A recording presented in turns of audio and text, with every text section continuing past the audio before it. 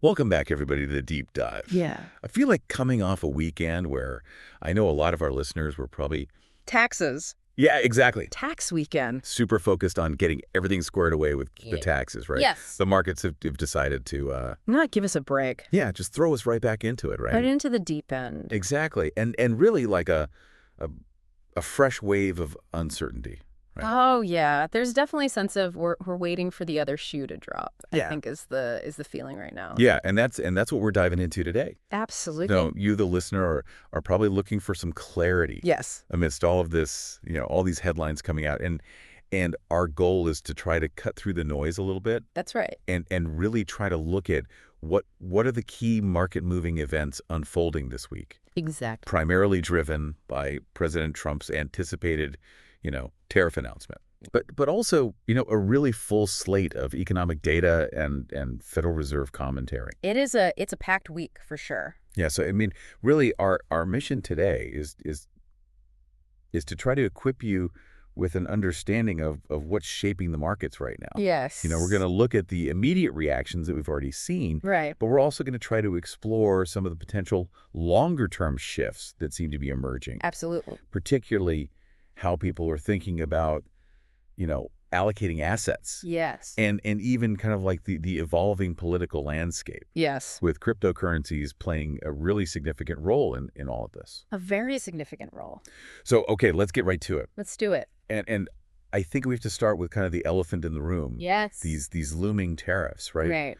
Tuesday, April 2nd is the day everybody's watching. Liberation Day. Liberation Day. Right. This is the day that President Trump is expected to make his announcement. Make it official. And what's so interesting here is just how much the market hates Fates it. uncertainty. Yes. It can process news, even unfavorable news, but this lack of concrete details Yes. from President Trump Yeah. regarding the specifics of these tariffs, what's the scope? What are the levels that is really fueling anxiety? Yeah, and it's been suggested that they might not be as steep Right. as initially feared. Right. And maybe even lower than some of the retaliatory tariffs we've seen from other countries. Right. But no firm information. And we saw today, global markets Yeah. reacted swiftly. Very swiftly. Asia kind of took the first punch, if you will. Yeah. And we saw significant declines across, the major indices there. Japan's Nikkei took a notable hit.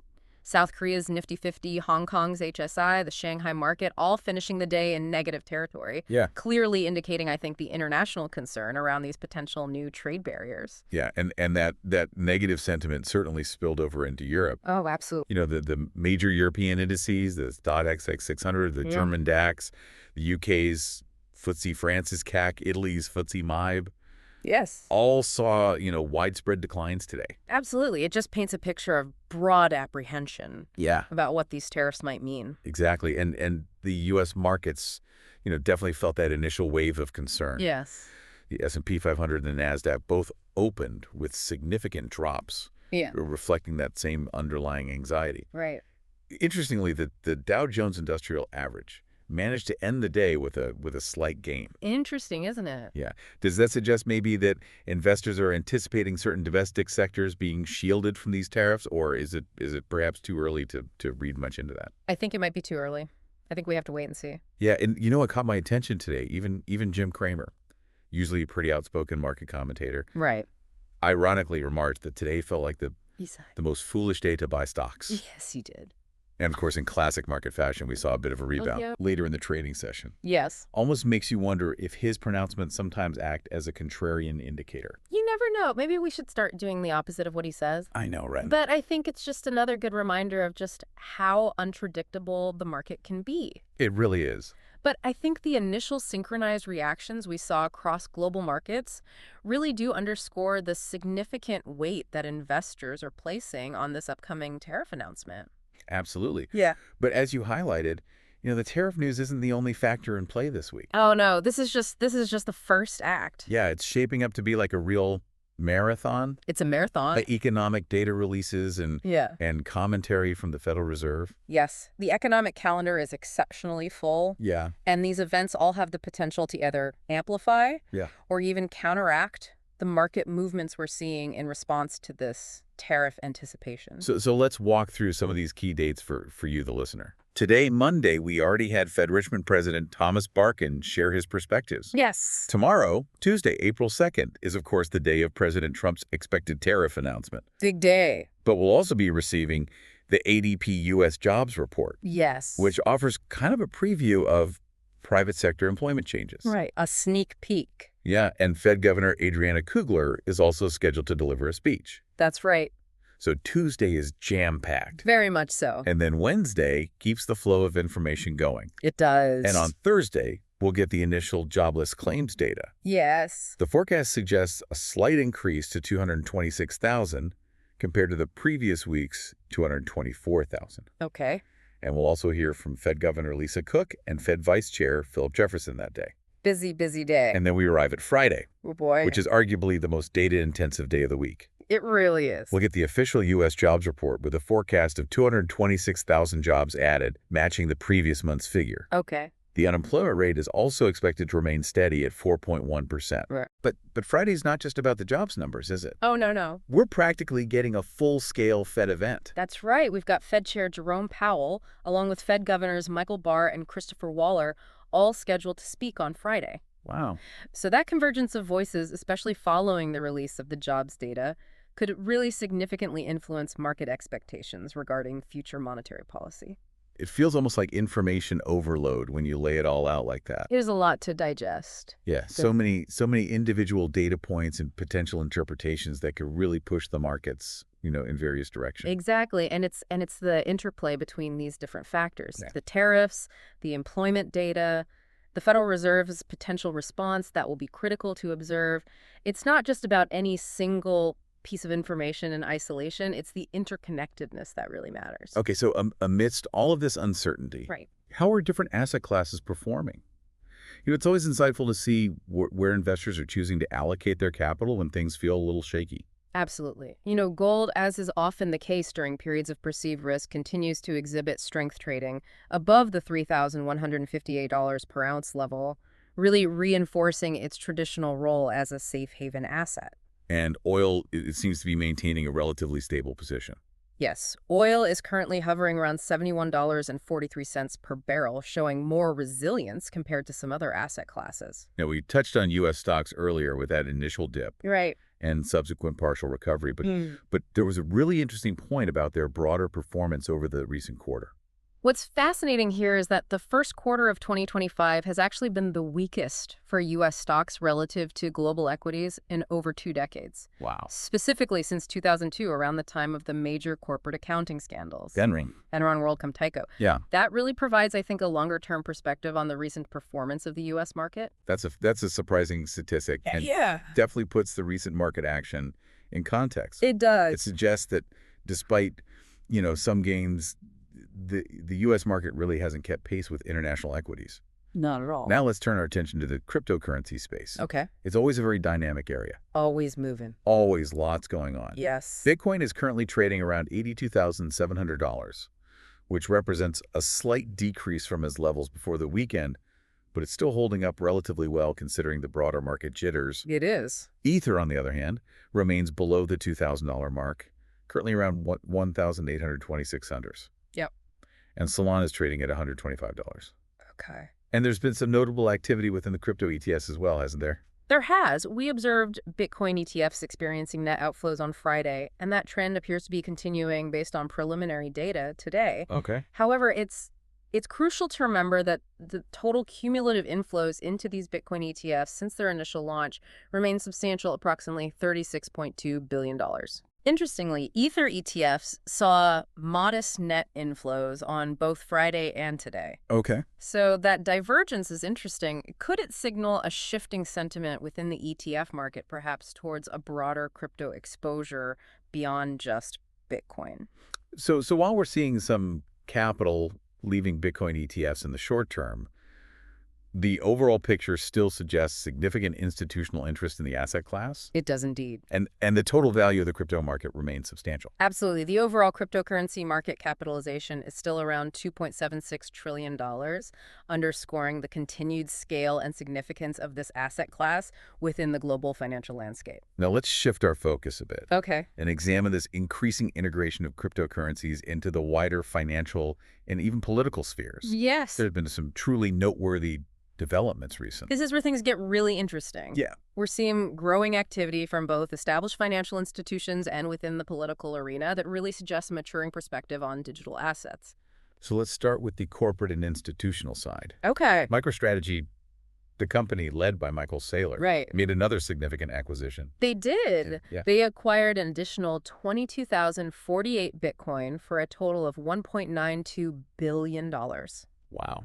Their total holdings now amount to a massive 528,185 BTC, with an average purchase price of approximately $67,000 per coin.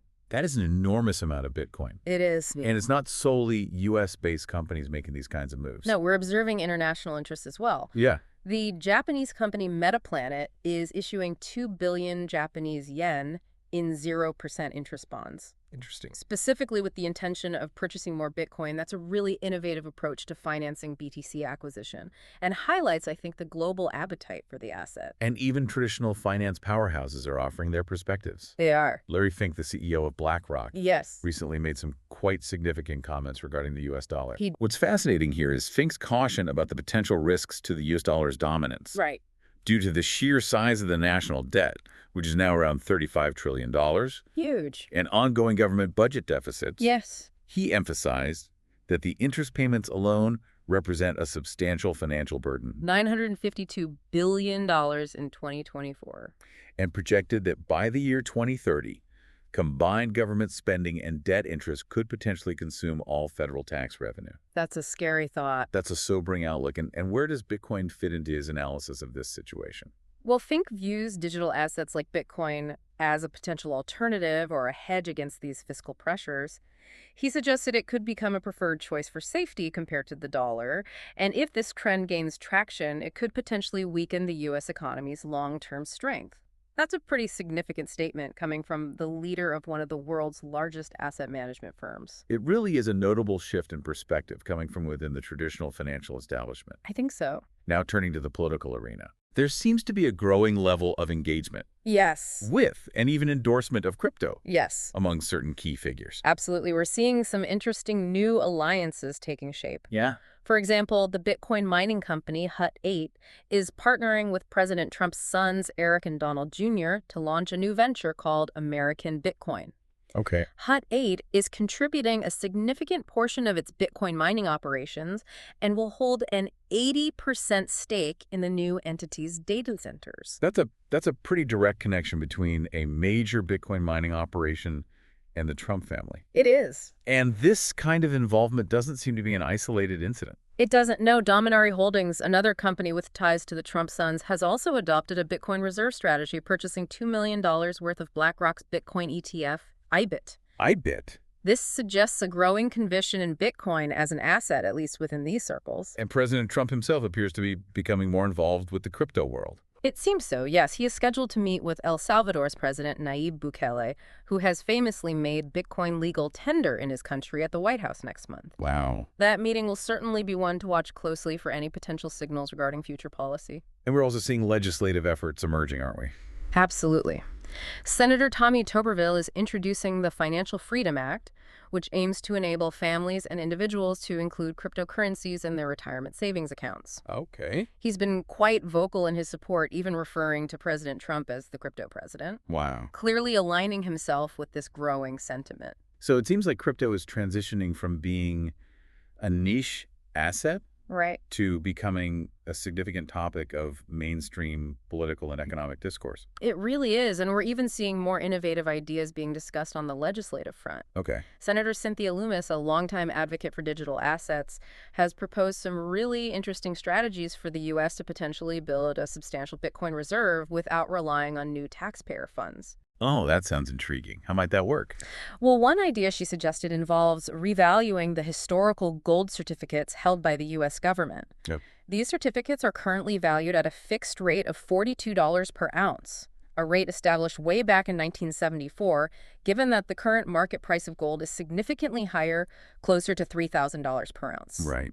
There is a substantial unrealized value there that could potentially be leveraged to acquire Bitcoin. That's a creative approach. And she had another idea as well, didn't she? She did, yes. She also proposed utilizing the U.S. government's existing energy production assets to mine Bitcoin directly. This would essentially leverage existing national resources to accumulate Bitcoin. Okay. Her vision is for the U.S. to establish a strategic reserve of 1 million BTC. That would represent a very significant holding colleen. Yeah. It really highlights the increasing recognition of Bitcoin's potential strategic importance. It really does. And these developments aren't limited to the United States, are they? No, not at all. We're seeing progress in other parts of the world, too. Yeah. South Korea, for instance, has experienced massive adoption of cryptocurrencies with 16 million users. That's approximately 30% of their population, which has already surpassed the number of stock market investors. Wow. Some experts there even predict that this number could reach 20 million by the end of this year.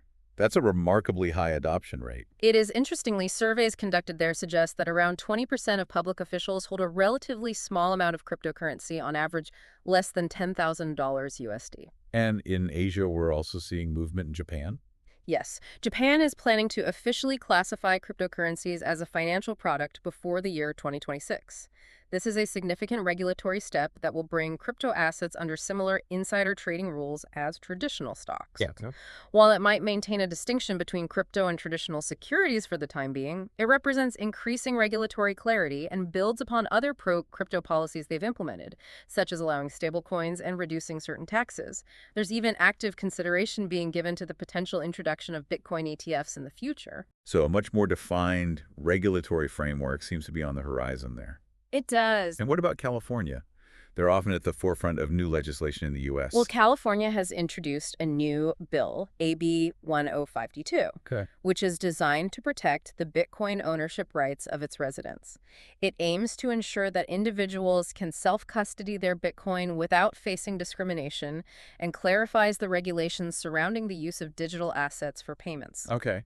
Interestingly, it also includes a provision that restricts public officials from actively promoting digital assets. That's a nuanced approach, aiming to protect individual rights and foster innovation, while perhaps maintaining a degree of official neutrality from public officials. Exactly. So we're seeing this increasing global regulatory and political engagement with cryptocurrencies, which feels like a really significant development. It really does. It indicates a growing recognition of the asset class's potential and the necessity for establishing clear and consistent rules. Now let's shift gears slightly Okay. and touch on the broader economic picture. There's been a rather significant downward revision in the Atlanta Fed's GDP Now forecast recently. There has, yes. The latest forecast from the Atlanta Fed's GDP Now model Yeah. is projecting a rather substantial contraction of negative 2.8% for Q1 2025 GDP growth. Wow. This is a quite dramatic downward revision from the positive 2.3% forecast just 4 weeks ago and the positive 3.9% prediction 8 weeks ago.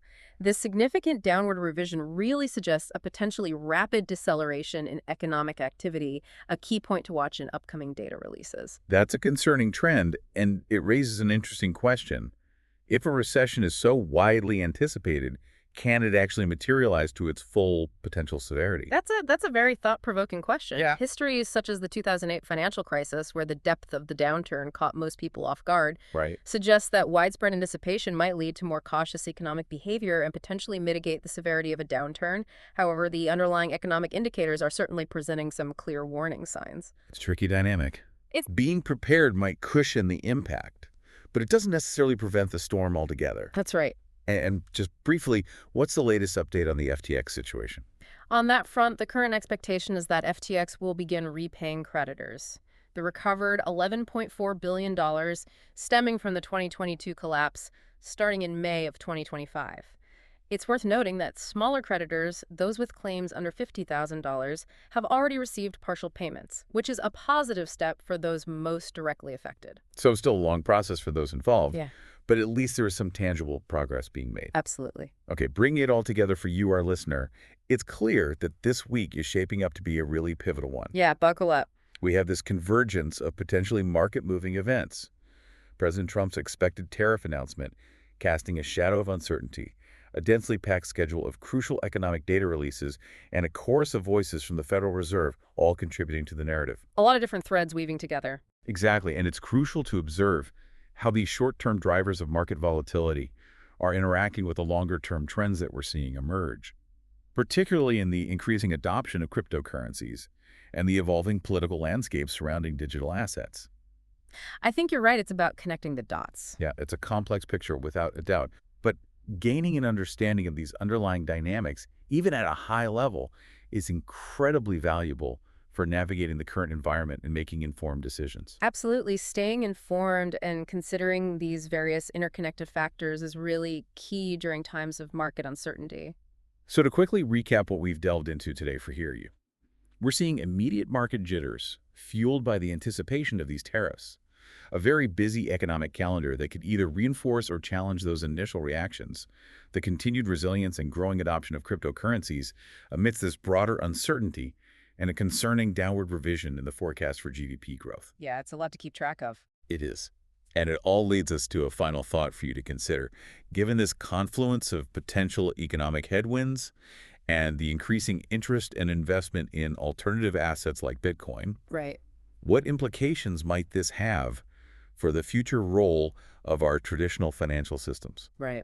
Are we headed for a major shift? Yeah, and perhaps for your own individual investment strategies, are we potentially on the verge of more significant transformations than just what this week's headlines might suggest? A lot to think about. A lot to think about, and you can be sure that we will be closely monitoring all of these developments and bringing you further in-depth analysis in our future deep dives. We'll be here. We'll be here. Thanks for joining us today. Thanks, everyone. See you next time.